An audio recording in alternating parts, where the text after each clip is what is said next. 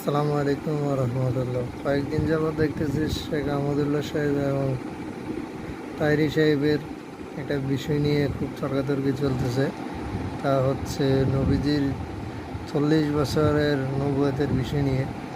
সাধারণত যদি কেউ আলেম নিয়ে পড়ে তখন তো তাকে আলেম বলা হয় না। আলেম পড়া শেষ করে যখন তার সার্টিফিকেট প্রাপ্ত হয় তো তখন তাকে বলা হয় আলেম। তো নবুয়াত পাওয়ার আগ পর্যন্ত তো নবী বলা যায় না, নবুয়াত পেলে তখন যে নবী বলতে হয়। তাহলে আমাদের নবীজি নবুয়াত পেলে তখনই তো তাকে আমাদের নবীজিকে সবাই নবী বলে। তো সার্টিফিকেট ছাড়া যদি আলেম হওয়া না যায় তাহলে নবুয়াত ছাড়া নবী কীভাবে হওয়া যায়? এটা একটা সাধারণ জ্ঞান, সবাই বুঝার কথা। তর্ক বিতর্ক না করে মানসিকভাবে চিন্তা করেন, সবাইকে হেদায়েত দেন।